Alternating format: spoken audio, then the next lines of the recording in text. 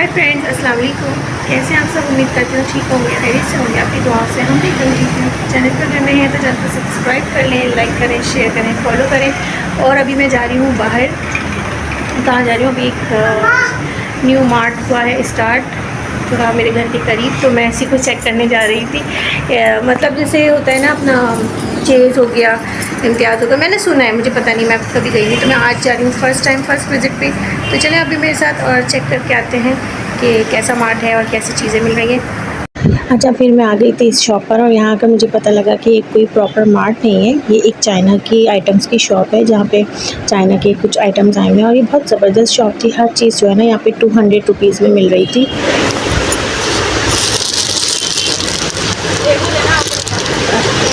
ये 200 की 3 है, छोटी प्याली 200 की 3।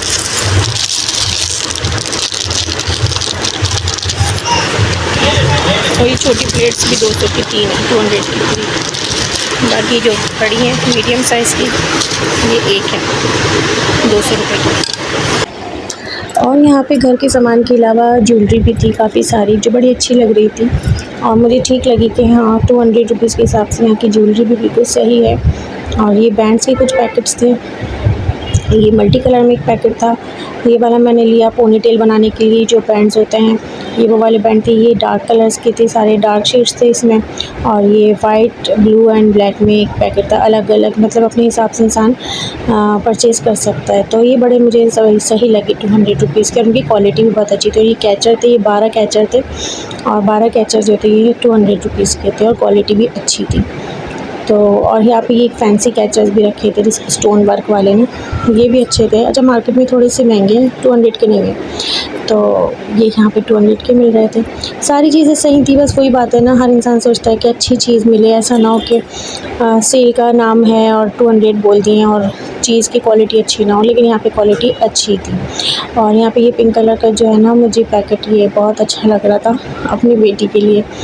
इसमें सारी पोनियाँ और कैचर, छोटे छोटे ना बच्चियों के हेयर बैंड्स लगाने के लिए।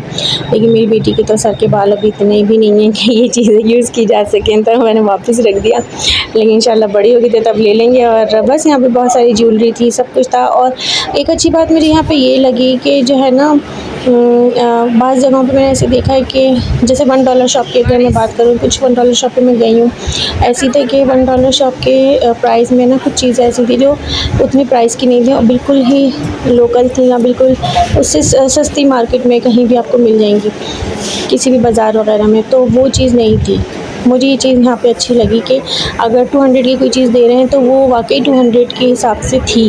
क्या ठीक है, 200 रुपये की सही है, बल्कि बहुत सारी चीज़ें तो ऐसी थी जो 200 रुपये की नहीं थी, ज़्यादा अच्छी थी और वो यहाँ पे 200 की मिल रही थी। जैसे ये वाले जो शोपीज़ आइटम्स की मैं बात कर रही हूँ, ये जो शोपीज़ रखे हैं ना ऊपर, ये मैंने ये मार्केट में पूछे हैं इत्तेफाकन पहले से, तो ये एक पीस 250 रुपये का मिलता है मार्केट में और यहाँ पे 200 का था और क्वालिटी भी सेम थी। तो ये चीज़ें जितनी थी, यहाँ पे पूरा बच्चों का सेक्शन था, पोर्शन था। और यहाँ पे ना सारे बच्चे, मेरे बेटे समेत, वारिस समेत सारे बच्चे यहीं पर थे और चाह रहे थे कोई टॉयज़ दिला दें। और मैं तो सोच के गई थी कोई टॉयज़ नहीं दिलाऊंगी, क्योंकि ना मैं बड़ी परेशान हूँ। टॉयज़ घर में इतने सारे बच्चे जो है ना, खेलते कम फैलाते ज़्यादा हैं। तो मैं वारिस को सख्ती से मना करके लेके गई थी, लेकिन वारिस का दिल तो वहीं अटका हुआ था, तो टॉयज़ सेक्शन में ही खड़ा था और सारे बच्चे खड़े थे। वारिस क्या, बस बड़े जो थे, हम लोग सब जो होते अंदर जाके कुछ ज़रूरत की चीज़ें देख रहे थे और बच्चे जो है बस खर्चा कराने की सोच रहे थे। और ये वाली जो स्टील की परात है ना, ये मुझे बड़ी अच्छी लगी, ये वाली। तो और मैंने ना कपड़े हैंग करने के लिए ये वाली वो ली हैं, जैसे कपड़े धो के हम रस्सी पे डालते हैं, तो ये लगाने के लिए बड़ी अच्छी थी। स्टील की 200 का ही पैकेट था और यहाँ पे नॉर्मल यूज़ के लिए डिशेज़ वगैरह भी बड़ी अच्छी थी। सब सामान सही था, क्योंकि यही होता है ना, इंसान यही सोचता है कि भाई चीज़ भी अच्छी हो। अच्छा, ये वाली कैंची वाली मुझे दिखाने लगी कि ये वाली कैंची ना मेरे अपने घर में है सीज़र, तो कह रहे देखा माँ हमारी जैसी सीज़र यहाँ पे मौजूद है। मैंने कहा हाँ। अच्छा, ये वाली जो बास्केट है ना, मुझे पुराना टाइम याद आ गया और मैंने ना ये बास्केट कब से नहीं देखी, अपने बचपन में देखी थी। हमारी पहले की जो बुज़ुर्ग ख़वातीन थी ना, ये वाली बास्केट लेके जाती थी बाज़ार सौदा सल्फ़ लेने। अगर मैं अपनी ना दादी की बात कर रही हूँ बेसिकली, मेरी दादी की याद आ गई मेरे यहाँ खड़ी होकर ना, मैं थोड़ी सी इमोशनल भी हो गई कि मेरी दादी जो थी ना, इस तरह की बास्केट लेके बाज़ार जाती थी, मार्केट जाती थी, सब्ज़ी सौदा वगैरह लेकर आती थी। तो इस तरह की बास्केट ना मुझे काफ़ी टाइम से मैंने नहीं देखी थी, यहाँ मुझे नज़र आई और मैं इतनी कोई इमोशनल हो गई अपने बड़ों को याद करके। पहले की लेडीज़ जाती थी, आई हो आप लोगों को भी पता हो, आप लोगों ने देखा हो, सबके घर में पहले बुज़ुर्ग ख़वातीन इसी तरह जाया करती थी। और ये वाली ट्रे मुझे इतनी कोई अच्छी लगती है, अट्रैक्ट कर रही थी रेड कलर में ना, सर्विंग ट्रे होती है, सर्विंग स्टार्टर सर्विंग जो होती है वो मुझे बड़ी ज़बरदस्त लगी थी। और ये वाली प्लेट का डिज़ाइन मैं देख रही थी, लेकिन नहीं मुझे ब्लैक में नहीं, ब्लू कलर में अगर होता तो मुझे ज़्यादा अच्छा लगता है। ब्लैक मुझे इतना अट्रैक्ट नहीं कर रहा था। बच्चों की भी यहाँ पे थे प्लेट्स, और ये ऊपर सारे स्पून्स लगे हुए थे खाना पकाने के और हर तरह के।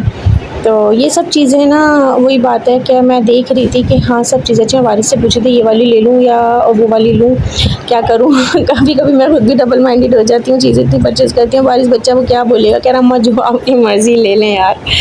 अब वही बात है ना कि बेटी थोड़ी सी बड़ी होती है, कुछ मशवरा उससे हो जाता। खैर कोई बात नहीं।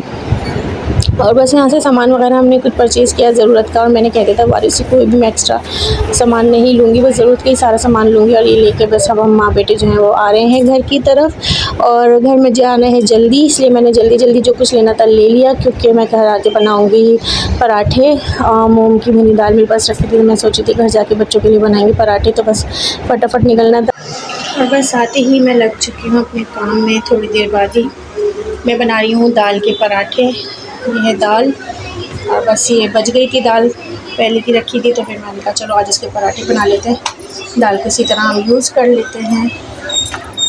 तो ये रहे दाल के पराठे, और यहाँ पर सबके बन रहे हैं दाल के पराठे, और मुस्तफ़ा के लिए बन रहे हैं चीनी का पराठा, क्योंकि मुस्तफ़ा दाल नहीं खाते हैं, ना आलू का पराठा ना दाल का, तो मुस्तफ़ा के लिए मैं बना रही हूँ चीनी का पराठा। और बस यहाँ बन रहे हैं दाल के पराठे, और यहाँ हो रही है पढ़ाई, और बारिश कर रहे थे होमवर्क। और ये जो है ना, ये दाल के हैं पराठे, तो ये मूंग की भुनी दाल होती है, ये वो दाल है, और इसके इतने मज़ेदार पराठे बनते हैं ये वाले। जैसे हम दाल की कचौरी खाते हैं ना, तरकारी के साथ, आलू की सब्ज़ी के साथ जो कचौरी हम खाते हैं, समझ लें बस ये वही पराठे बनते हैं। कचौरी ही नहीं होती है, दाल के बिल्कुल सेम टेस्ट आता है। अच्छा वो तो डीप फ्राई होती है, तो थोड़ी सी अनहेल्दी भी होती है, तो इसमें तो हम अपने हिसाब से कम घी लगा के हल्का सेक कर भी बना लेते हैं, तो लेकिन टेस्ट जो है वो बहुत ही ज़बरदस्त आता है। इस वाली दाल के पराठे मुझे बहुत ज़्यादा पसंद है, आलू से भी ज़्यादा मुझे इसके ही अच्छे लगते हैं। मेरे मियाँ को ना आलू के ज़्यादा पसंद है, लेकिन मुझे इस दाल के पराठे बहुत पसंद है। बिल्कुल ये ऐसा लगता है जैसे हम दाल वाली कचौरी खा रहे हैं। और ये देखिए कितना मैंने क्रिस्पी सा पराठा बनाया है, बिल्कुल ये क्रिस्पी हो रहा है, और ज़्यादा ये मोटा पराठा भी नहीं बनता है मेरा। और मेरी मुन्नी ने लगा दी मुझे आवाज़ ये पराठा बनके हो गया है तैयार, मज़ेदार सा। और ये देखें ये बिल्कुल भी ना साइडों से मोटा है, और यहाँ से इतना कोई क्रिस्पी है। ये अचार के साथ, दही के साथ मुझे बड़ा अच्छा लगता है, बड़ा ज़बरदस्त पराठे बनते हैं ये। और वारिस से पूछ लेते हैं, वारिस खाना खा रहे हैं। वारिस आप खाना खाए हो बेटा, ये होमवर्क कंप्लीट करोगे? चलो होमवर्क कंप्लीट कर लो जी जी। और ये भी यहीं लेटी है अपने भाई के पास, तो मुझे आवाज़ें दे रही है बेटा, बस मैं ये कर लूँ, पका लूँ, मैं आपके पास आ रही। कैसे बने पराठे? बहुत मज़ेदार, बहुत मज़ेदार और यम्मी। और यहाँ पे साथ साथ पढ़ाई भी चल रही है, वारिस की कॉपी भी रखी है, याद भी हो रहा है क्योंकि वारिस के होने लगे हैं टेस्ट 9 मई से, है ना वारिस? तो बस अब वारिस के, हाँ लेकिन ये काउंट होते हैं ना इसके नंबर भी, तो जी फाइनल्स में तो बहुत इंपॉर्टेंट होते हैं ये भी। और बस यहाँ पे हमारे मज़ेदार से पराठे तैयार थे, और बच्चे चटनी और अचार इस तरह की चीज़ें तो बच्चे खाते नहीं हैं, तो मैंने इसको चाय बना कर दे दी थी। तो फ्रेंड्स बन गए हैं पराठे बड़े मज़ेदार से, क्रिस्पी से, और वारिस कर रहे हैं इंजॉय, और हम भी कर रहे हैं इंजॉय। तो बस इसी के साथ आपसे जाऊँगी जाकर इंशाल्लाह आज की ब्लॉग का करूँगी यहीं पर एंड, और कल मिलेंगे आपसे इंशाल्लाह किसी नए ब्लॉग के साथ। चैनल के साथ जुड़े रहिए, चैनल को लाइक करें, शेयर करें, सब्सक्राइब करें, प्रेस करें। अल्लाह हाफिज़। आवाज़ दे रहे।